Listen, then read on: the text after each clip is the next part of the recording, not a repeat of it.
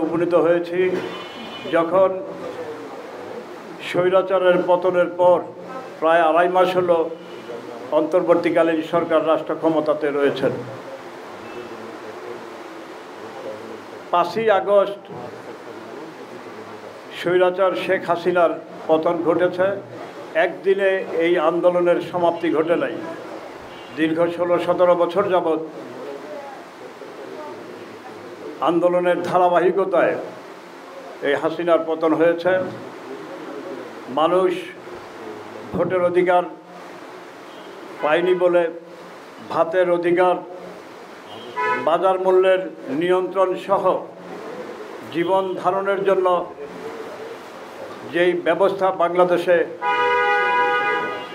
ছিল সেই ব্যবস্থার পরিবর্তন চেয়েছে মানুষ। পরিবর্তনের মধ্য দিয়ে একটি নতুন সমাজ ব্যবস্থা, একটি নতুন রাষ্ট্র ব্যবস্থা প্রতিষ্ঠা করবে, যেই ব্যবস্থার মধ্যে থাকবে গণতান্ত্রিক অধিকার, সাম্য, ন্যায় বিচার, মানবিক মর্যাদার সহ মানুষ যাতে মানুষের মতো বাঁচতে পারে সেই প্রত্যাশাই মূলত এই আন্দোলন হয়েছিল।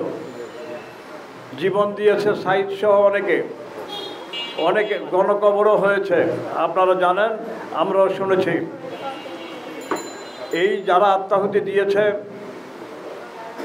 তাদের রক্ত যাতে বৃথা না যায়, যারা অন্তর্বর্তীকালীন সরকারে আছেন, আগামী নির্বাচনের মধ্য দিয়ে যারা সরকার গঠন করবেন তাদের কাছে এই কামনা এবং প্রত্যাশা থাকবে। নাগরিক ঐক্য বাংলাদেশের গণমানুষের কাছে একটি নতুন দিশা দেখিয়েছে। আমরা বলেছি একটি কল্যাণ রাষ্ট্র প্রতিষ্ঠা করতে হবে, একটি নতুন বাংলাদেশ গড়ে তুলতে হবে, যেই বাংলাদেশ হবে সুখী সুন্দর একটি সামাজিক ব্যবস্থার মধ্য দিয়ে। সেই জন্য নাগরিক ঐক্য দীর্ঘদিন যাবৎ আন্দোলন সংগ্রাম করে আসছে।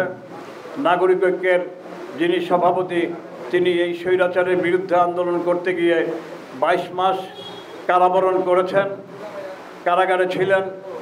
তাকে অনেক ত্যাগ স্বীকার করতে হয়েছে, যার পথ পরিক্রমায় আন্দোলনের বিজয় হয়েছে।